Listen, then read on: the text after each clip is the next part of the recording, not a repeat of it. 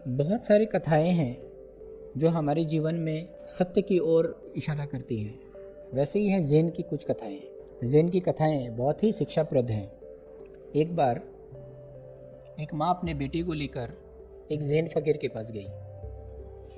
माँ ने कहा, ऋषि, मेरा बेटा गुड़ बहुत खाता है और उसकी वजह से उसका पेट दुखता है, पेट खराब होता है।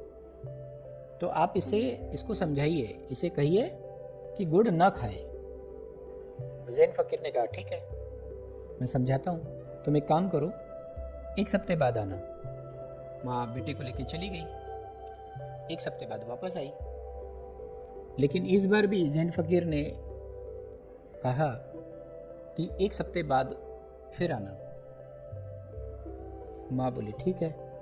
फिर चली गई, फिर आई। ज़ेन फ़कीर ने कहा कि एक सप्ताह और लगेगा,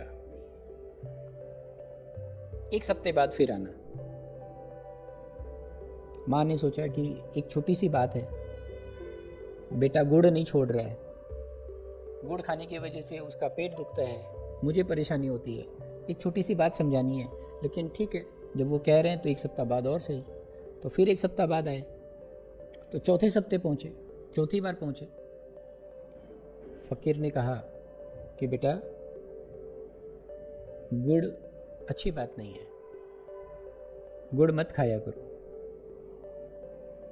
गुड़ नहीं खाओगे तो तुम्हारी सेहत अच्छी रहेगी, तुम्हारा पेट नहीं दुखेगा। छोटा बच्चा बोल दिया, हाँ ठीक है। वो बोल के चुप हो गया, लेकिन माँ से नहीं रहा गया। बोला, अरे यही बात तो बोलनी थी, गुड़ मत खाया करो, गुड़ से सेहत खराब होगी, तुम्हारा पेट दुखेगा, पूरे घर को परेशानी होगी। तो ये बात तो 3 सप्ताह पहले भी बोल सकते थे।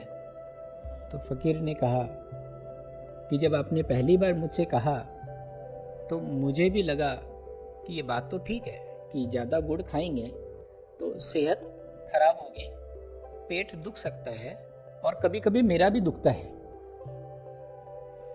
बात यह है माँ कि गुड़ मैं भी खाता हूँ, और जब आपने कहा तो मुझे भी लगा कि गुड़ नहीं खाना चाहिए। लेकिन जब तक मैं गुड़ खा रहा हूं तब तक मैं बच्चे से कैसे कहूं कि गुड़ मत खाओ। तो जब तक कोई बात आपके जीवन में आप खुद नहीं उतारते हैं और आप दूसरे को ज्ञान देते हैं, दूसरे को समझाते हैं, तब तक उस बात का जो इम्पैक्ट है, उस भाव का प्रभाव है, वो पड़ता भी नहीं है सामने।